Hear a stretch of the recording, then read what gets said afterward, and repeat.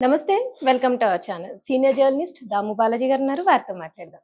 Sir నమస్తే sir. నమస్తే. Sir ఎప్పుడు వివాదాల్లో ఉండే రామ్ గోపాల్ వర్మ ఏడ్చాడు అనే న్యూస్ వచ్చింది సార్. అది కూడా ఆయన చాలా పెద్ద ట్వీట్ చేశారు. అసలు ఆ ట్వీట్‌లో ఏముంది సార్? ఎందుకని ఏడ్చాడు రామ్ గోపాల్ వర్మ? రామ్ గోపాల్ వర్మ ట్వీట్ ఇప్పుడు దేశవ్యాప్తంగా సంచలనం అవుతుంది. ముఖ్యంగా సోషల్ మీడియాలో బాగా వైరల్ అయింది. హ్మ్.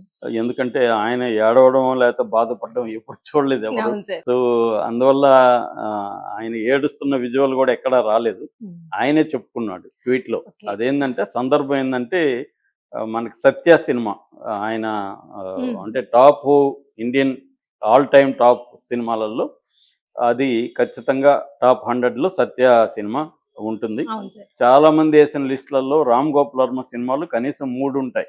హ్మ్. 'రంగీలా' ఉంటది, 'సత్య' ఉంటది, 'కంపెనీ' గాని లేక 'కౌన్' గాని అలాంటి సినిమాలు టాప్ 100లో ఉంటాయి. అంటే Ram Gopal Varma Indian all time Indian డైరెక్టర్ల లిస్టు వేస్తే టాప్ 100 డైరెక్టర్లలో రామ్ గోపాల్ వర్మ హ్మ్. ప్లేసు సుస్థిరంగా ఉంటదనమాట. ఎవరేసినా ఆయన్ని అవాయిడ్ చేసి వేసే పరిస్థితి లేదు. హ్మ్. ఎవరు ప్రిపేర్ చేసినా ఈ లిస్ట్‌లో 'సత్య' అయితే ఖచ్చితంగా ఉంటది. అవును sir. 'Satya' one of the cult classics film. హ్మ్. 98లో రిలీజ్ అయింది. దాని తర్వాత ఇప్పుడు 27 ఇయర్స్ తర్వాత అది మళ్ళీ థియేటర్‌లో రిలీజ్ అయింది. ఈ సందర్భంగా అక్కడ ఫంక్షన్ ఏర్పాటు చేశారు. దానికి 'సత్యలో' యాక్ట్ చేసిన ఆహ్, 'జేడీ చక్రవర్తి', 'మనోజ్ బాజ్‌పేయి', 'ఊర్మిళ హ్మ్.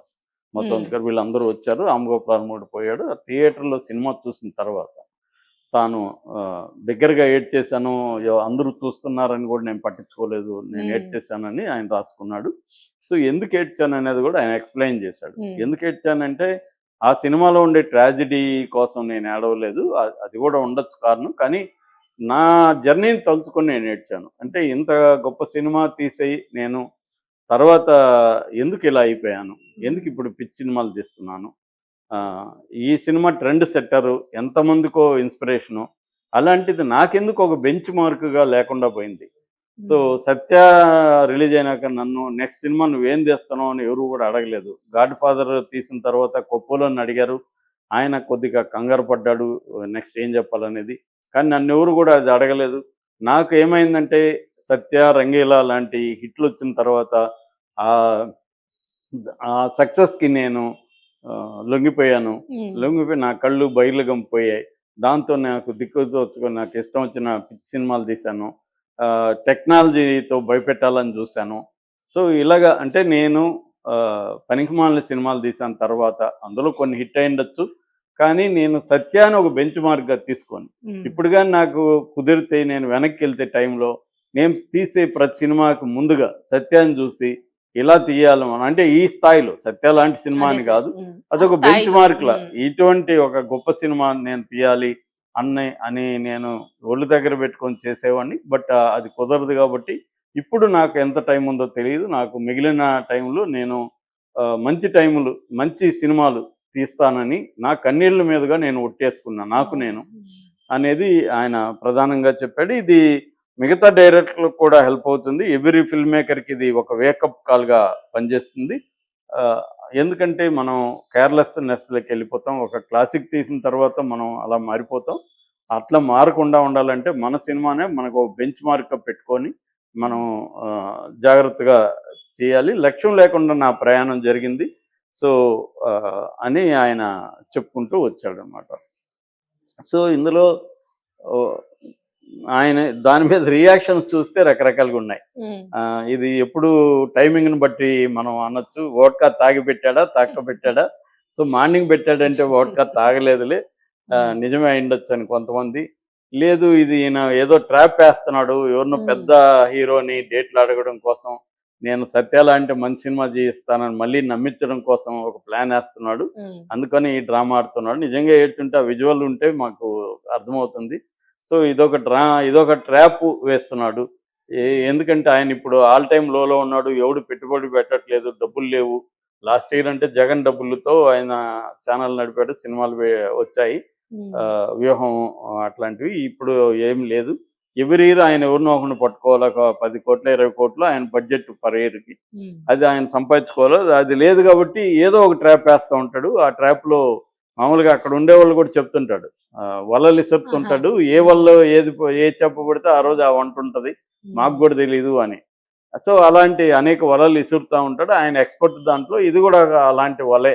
పెద్ద హీరోలు డేట్లు ఇస్తే ప్రొడ్యూసర్లు డబ్బులు పెడతారు కాబట్టి, పెద్ద హీరోలు డేట్లు ఇవ్వాలంటే ఈయన్ని నమ్మాలి.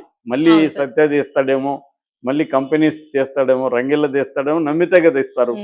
ఈయన ఏదో వ్యూహాలు తీస్తుంటే ఎవడిస్తాడు? అందుకని ఈ ట్రాప్ వేస్తున్నాడని కొంతమంది కామెంట్లు చేస్తున్నారు. కొంతమందేమో కుక్కతోక వంకర్రా బాబు నువ్వు ఇంక మళ్ళీ సత్యాలు ఎప్పుడు తీస్తావు? నువ్వు ఐస్ క్రీములు, వ్యూహములు ఇవి తీసుకుంటా ఉండాల్సిందే అని కొంతమంది కామెంట్లు చేస్తున్నారు. సో ఇలాగా కొంతమందేమో వెల్కమ్ బ్యాక్ రామ్ గోపాల్ వర్మ అనుకుంటే ఇప్పుడు కూడా మంచి సినిమాలు తీయగలడు. మంచిదే ఇది అని చాలా ఆనెస్ట్‌గానే ఉన్నాడు అని కొంతమంది నమ్ముతున్నారు. ఇలాగ రకరకాల కామెంట్‌లయితే వస్తున్నాయి. అయితే ఇక్కడ అంటే నేను ఆయనతో కిల్లింగ్ వీరప్పనికి పనిచేసే కిల్లింగ్ వీరప్పనికి స్క్రిప్ట్ రైటర్ నేను. దాంతో పాటు ఒక షెడ్యూల్ కంప్లీట్‌గా షూటింగ్‌కి అవుట్‌డోర్ షెడ్యూల్ కూడా ఆయనతో ఉన్నాను కాబట్టి రోజు ట్రావెల్ చేశాను. తర్వాత కూడా అనేక సార్లు కలిసాను. సో దగ్గరగా నేను అంటే అంతకుముందు కూడా నేను ఆయన సినిమాలకి ఎప్పటినుంచో ఫ్యాన్‌ని. శివ దగ్గర నుంచి నేను ఫ్యాన్‌ని ఆయన సినిమాలకి. సత్య నేను అనేక సార్లు చూశాను. నాకు Satya one of my favourite films అది. సో అయితే ఆయనతో మీ ఎక్స్‌పీరియన్స్ ఎలా ఉండేది సార్? అది తర్వాత చెప్తా ఈ టాపిక్ అయిపోయినాక. సో ఆల్రెడీ చెప్పాను కూడా అవునా? కొన్నిసార్లు. సో ఇప్పుడేందంటే నేను చూసిన రామ్ గోపాల్ వర్మ ఏందంటే ఆయనకి అపారమైన సినిమా నాలెడ్జ్ ఉంది. కొన్ని సినిమాలని ఆయన షార్ట్ టు షార్ట్ చెప్పగలడు. మెమరీ బీభత్సమైన మెమరీ ఉంటది. పేజెస్ ఆయన చెప్పేయగలడు మనకి. బుక్ కూడా అంత మెమరీ ఉంటది. ఆయన కూడా నాతో అన్నాడు చాలా సార్లు. నా మెమరీని చూస్తే నేనే షాక్ అవుతాను అన్నాడు. అది వాస్తవం. అంత మెమరీ ఉంటది. ఆ కైండ్ ఆఫ్ నాలెడ్జ్ ఉంటది ఆయన సినిమా మేకింగ్ మీద గానీ, ఆర్టిస్ట్ పెర్ఫార్మెన్స్ మీద గానీ ఆయన కొన్ని సార్లు చెప్తుంటాడు. అది వండర్‌ఫుల్‌గా ఉంటదనమాట. అంటే ఒక లెసన్ లాగా ఉంటది. ఎక్స్‌పీరియన్స్ అని చెప్తాడు. కాబట్టి ఆయనకి ఇది ఉంది. కాకపోతే ఆయన ఎక్కడ మిస్ అయ్యాడంటే దాని మీద ఆయనే ఒప్పుకున్నట్టుగా ఈ సినిమాలో ఆయనకు ఒక బెంచ్ మార్క్ పెట్టుకోలేదు. ఒక గోల్ పెట్టుకోలేదు. నేను గ్రేట్ సినిమాలు తీయాలని పెట్టుకోలేదు. ఎప్పటికప్పుడు ఏందంటే రియాక్ట్ అవ్వడం మొదలుపెట్టాడు. ఏదో వచ్చింది ఈ డబ్బులు సర్వైవల్ మోడ్‌లోకి వెళ్ళిపోయాడు. సర్వైవల్ మోడ్‌లోకి కాకుండా ఈ ప్రపంచంతో గొడవ పడడానికి వెళ్ళిపోయి ఈ ప్రపంచాన్ని ఏదో విన్ అవ్వాలన్న ఒక లక్ష్యంలోకి వెళ్ళిపోయాడు. అంటే నేను రామోయిజం, నేను ఫిలాసఫర్ ఎవడు ఇక్కడ ఈయన ఫిల్మ్ మేకర్ బేసిక్‌గా ఫిల్మ్స్ తీయాలి. అది వదిలేసి ఇవన్నీ వచ్చాడు. రెండోది రామోయిజం, రాము ఒక గ్రేట్ ఈ సెల్ఫ్ లవ్‌లో సెల్ఫ్ సెంట్రిక్ మనిషి అయిపోయాడు. నీ సినిమా మాట్లాడాలి కానీ నువ్వు మాట్లాడకూడదు అన్న ఒక దీన్ని ఆయన పక్కన పెట్టేసి సినిమా మాట్లాడడం మానేసింది. ఈయన మాట్లాడడం అనేది ముందుకు వచ్చింది. సినిమాలు మాట్లాడడం అవి సైలెంట్ అయిపోయినాయి. అవి సినిమా చూస్తే ఏమి మాట్లాడవు, పరమ బోరింగ్‌గా ఉంటుంది. ఈయన లౌడ్‌గా మాట్లాడడం, ప్రతి చిన్న యూట్యూబ్ ఛానల్ కూడా ఇంటర్వ్యూలు ఇవ్వడం, గంటలు ఇంకా అమ్మాయిలతో డ్రామాలు చేయడం ఇవన్నీ అయిపోయేసరికి జనాలకి ఆయనకి అభిమానులకు కూడా ఏంది రామ్ గోపాల్ వర్మ ఎవరు? ఎందుకంటే అక్కడ పెట్టుకున్నారు. ఈయనేమో నేను అక్కడున్న నా ఇష్టం ఇక్కడ ఉంటానంటాడు. ఏంటిది అని పక్కన పెట్టేశారు. కొంతమంది ఏమంటే ఆయన ఇంటర్నేషనల్ స్థాయి సినిమాలు తీసేశాడు.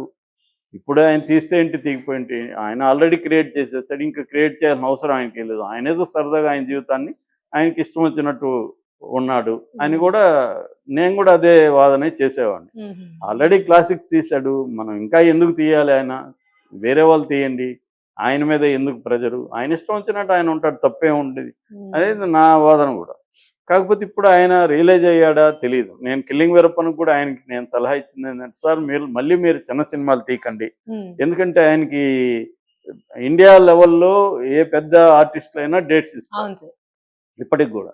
కాబట్టి మంచి పాన్ ఇండియా కైండ్ ఆఫ్ సినిమాలు, ఒక డిఫరెంట్ సినిమాలు, ఈ కైండ్ ఆఫ్ కాదు, కమర్షియల్ కాకుండా ఒక బ్లడ్ డైమండ్ అలాంటి ఎగ్జాంపుల్స్ చెప్పాను నేను. చాలా సబ్జెక్టులు ఉన్నాయి రియలిస్టిక్గా. అవి మీరు కొంత బడ్జెట్ పెట్టుకొని తీయండి. ఒక మినిమం 10 కోట్లు 20 కోట్ల సినిమాలకి వెళ్ళండి, చిన్న వాటికి వెళ్ళొద్దు అని నేను చెప్పాను కూడా. ఆయన కూడా అన్నాడు కూడా, నేను కొంత నక్సలైట్ బ్యాక్డ్రాప్లో కూడా బ్లడ్ డైమండ్ లాగా తీయచ్చని ఒక బుక్ కూడా ఇచ్చాను. అది తీసుకున్నారు. అలాగా ఉన్నాడు. కానీ మళ్ళీ ఆయన దీనికి వచ్చేసాడు. రిమోట్ మోడలు, మళ్ళీ చీప్ రాజకీయాలు. ఆయనకి రాజకీయాలు బేసిక్ ఇంట్రెస్ట్ లేదు కానీ దీనికి వచ్చేసాడు. సో అదేంటంటే ఆయనకి ఇంట్రెస్ట్ పోయింది, ఫోకస్ పోయింది. ఆయన ఎక్కడ ఒక సీన్ మీద స్క్రిప్ట్ అప్పుడు ఒక సీన్ మీద 10 నిమిషాలు కూర్చోడు. అంటే నేనేందంటే ఆయన కన్విన్స్ చేయడానికి నేను గట్టిగా ట్రై చేసేవాడిని. నేను ఆయనతో విభేదించేవాడిని చాలా వాటిలలో. అలాగే అందరూ ఉండరు రైటర్లు. రైటర్లు ఏంటంటే ఈయన ఏం చెప్తే అది రాసి చేస్తారు. ఎందుకంటే ఈయన ఫస్ట్ ఆఫ్ ఆల్ డబ్బులు ఇవ్వడు ఎవరికి, ఉమ్, టెక్నీషియన్లకి డబ్బులు ఇవ్వనప్పుడు ఎందుకు పని చేస్తారు? ఉమ్, అవును సార్. సో ఇవన్నీ మారాలి. ఆయన మంచి టీమును పెట్టుకోవాలి, మంచి రైటర్ ఉండాలి, లేకపోతే రైటర్స్ టీం ఉండాలి. వాళ్ళకి మినిమమ్ ఎంతో కొంత అసలే డబ్బులు ఇవ్వకుండా ఎందుకు పని అవును చేస్తారు? సార్. ఎవరి సమస్యలు వాళ్ళది ఉమ్, కదా. సో డబ్బులు ఇవ్వాలి, మంచి ఆర్టిస్ట్ని పెట్టుకోవాలి. సంవత్సరానికి ఒకటో రెండో తీసిన ఒక డీసెంట్ ఫిల్మ్ చేయగలడు ఆయన. ఇప్పటికే ఉమ్, అన్ని క్యాపబిలిటీస్ ఉన్నాయి. రామ్ గోపాల్ వర్మ చేయలేడు, జ్యూస్ అయిపోయింది, అవన్నీ అబద్ధాలు. ఆయన సీరియస్గా అనుకుంటే బ్రహ్మాండంగా చేయగలడు. ఎందుకంటే కిల్లింగ్ వీరప్పన్లో ఆయన వర్క్ నేను దగ్గరుండి చూశాను. Okay sir. ఆయన చాలా హార్డ్ వర్క్ చేసి చూశాడు. 24 అవర్స్ దాంట్లోనే ఉన్నాడు ఆయన కిల్లింగ్ ఉమ్, వీరప్పన్ సబ్జెక్ట్లోనే. 4 గంటలకు, మార్నింగ్ 4 గంటలకు కూడా శివరాజ్ కుమార్తో డిస్కషన్లు. అట్లా మేమైతే రోజు షూట్ అయినాక నేను ఈయన అమెన్ అలన్ అమెన్ అని స్టంట్ మాస్టర్, మేము ఉమ్, ముగ్గురం కూర్చొని నెక్స్ట్ తీపోయే సీన్ మీద డిస్కస్ చేసేవాళ్ళం. ఉమ్, చాలా ఫోకస్డ్ ఉంటాడు అనుకుంటే, ఉమ్, అనుకోకపోతే అసలు ఉండడు అనమాట. కాబట్టి ఇప్పుడు నిజంగా ఇది ఏమన్నా ఈ కన్ఫెషన్ అనేది నిజమైతే ఉమ్, నాకు కూడా డౌటే ఉంది నిజమా ఓ, ఇదని. ఒకవేళ నిజమైతే మాత్రం ఖచ్చితంగా ఆయన నుంచి మంచి సినిమాలు మనం ఆశించవచ్చు.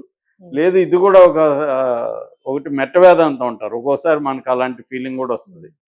ఆ అవును సార్. టైంలో ఏదన్నా చనిపోయినప్పుడు, ఏదన్నా ట్రామా జరిగినప్పుడు వస్తుంది, మళ్ళీ ఎమోషన్స్. మామూలు అయిపోతాం. ఉమ్, అలాగా ఈయన ఏమన్నా టెంపరీగా ఇలా ఫీల్ అయ్యి నిజంగా ఏడ్చుండొచ్చు, కన్నీళ్ళు వచ్చుండొచ్చు. ఉమ్, ఎందుకంటే ఒక గొప్ప క్లాసిక్ మనమే తీసాము, మళ్ళీ ఇలాగ అయిపోయినామే, మన జర్నీ ఏంటి అనేది ఆయనకి ఉండొచ్చు. అవును sir. Self self introspection realization. అనేది ఎవరికైనా ఉంటుంది. ఉమ్, అలాంటి ఆయన ఫిలాసఫీ అంతా బాగా చదువుతాడు కాబట్టి ఆయనకి సెల్ఫ్ ఇంట్రాస్పెక్షన్ ఖచ్చితంగా ఉంటుంది. కాకపోతే ఆయన నెగ్లెక్ట్ చేసుకుంటూ తన మాట తనే వినకుండా వెళ్ళిపోయి వచ్చాడు. ఇప్పుడు ఆయన అనుకున్నాడు కాబట్టి ఖచ్చితంగా చేయగలడు. ఉమ్. మరి చేస్తాడా లేదనేది చూడాలి. చేస్తే మంచిది, చేస్తాడని మనం ఆశిద్దాం సార్. ఆశించాలి. చేస్తే మంచిది కూడా. అవును సార్. ఎందుకంటే ఆయన అనేక విషయాల్లో రెవల్యూషన్ తీసుకొచ్చాడు. ఉమ్, ఒక 60 మందికి పైన డైరెక్టర్లు ఇంట్రొడ్యూస్ చేశాడు. 100 మంది టెక్నీషియన్ని అందించాడు ఆయన. ఒక రెబల్ ఫిల్మ్ మేకింగ్ లో ఒక రెబల్ గా ఆయన ఉన్నాడు. ఒక డిఫరెంట్ ఫిల్మ్స్ ని ఆయన తీసుకొచ్చాడు. సో ఆయన మళ్ళీ చేయగలడు కూడా. ఎందుకంటే ఆయనకి 60+ ఆయన ఫిట్ గా ఉన్నాడు.